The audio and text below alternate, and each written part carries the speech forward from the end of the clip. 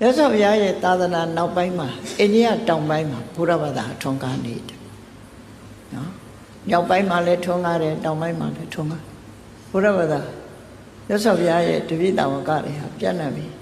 အထူးသဖြင့်အိန္ဒိယတောင်ပိုင်းကပို့ပြီးတော့ဘုရားဘာသာထွန်းကားသွားမြောက်ပိုင်းထွန်းကားတဲ့ဘုရားဘာသာကိုမြောက်ပိုင်းဘုရားဘာသာလို့ခေါ်ပြီးအဲ့ဒီကနေပြီးတော့တရုတ်ပြည်တို့ကိုရီးယားတို့ဂျပန်တို့ရောက်သွားတာမြောက်ပိုင်းဘုရားဘာသာလို့ခေါ်တယ်ခဏခေတ်တော့မဟာယာနဘုရားတောင်ပိုင်းဘုရားဘာသာကမြန်မာပြည်ရောက်လာတဲ့ထေရဝါဒသာသနာမူရင်းမပြတ်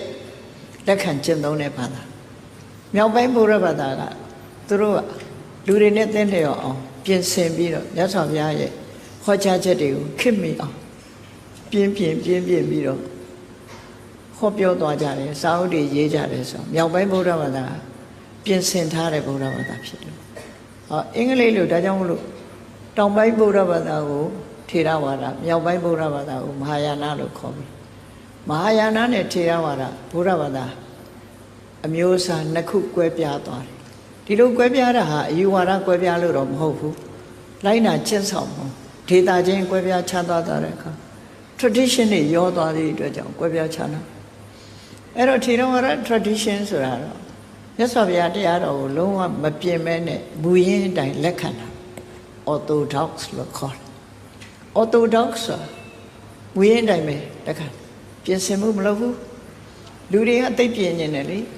ကိုမကြရင်ပြင်ကြတာများတယ်ခဏခေတ်လည်းပြင်နေကြတာပဲလေမပြင်မဲမရှိပြင်တာဘွာလေးပြင်လိုက်ဒါလေးပြင်လိုက်နာမည်လေးပြင်လိုက်တယ်ပြင်တဲ့ဝါသနာပါတယ်လူတွေနော်မကောင်းလို့ပြင်တာမပြင်ရဘူးလားတော့မဟုတ်ဘူးပေါ့ပြင်တဲ့နေရာတော့ပြင်အဲ့ဒီထေရဝါဒဗုဒ္ဓဘာသာမပြင်ဆင်ဘူးမူရင်းတိုင်းလက်ခံလို့ orthodox လို့ခေါ်တယ်။မြောက်ပိုင်းဗုဒ္ဓဘာသာသို့မဟုတ်မဟာယာနတရုတ်ဂျပန်ကိုရီးယားဗီယက်နမ်တို့မှာထွန်းကားတဲ့ဘာသာကြတယ်သူတို့ heterodox လို့ခေါ်တယ်။ heterodox ဆိုတာခေတ်နဲ့အညီပြုပြင်ပြောင်းလဲပြီးလက်ခံတယ်ဒါမှမဟုတ်အဝတ်စားတွေကွဲပြားသွားတယ်။သူတို့ကဘောင်းမီရှည်နဲ့အင်ကြီးနဲ့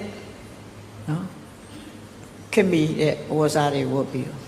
ညနေလဲနည်းနည်းပါးပါးစားလို့တောက်လို့ရတယ်ပေါ့ထေရဝါဒတော့စားလို့မရဘူးစားရင်တော့စားတဲ့ပုဂ္ဂိုလ်အပြစ်ပဲပေါ့နော်ဟုတ်အဲ့ဒီလို orthodox နဲ့ heterodox လို့ကွဲပြားခြားနားသွား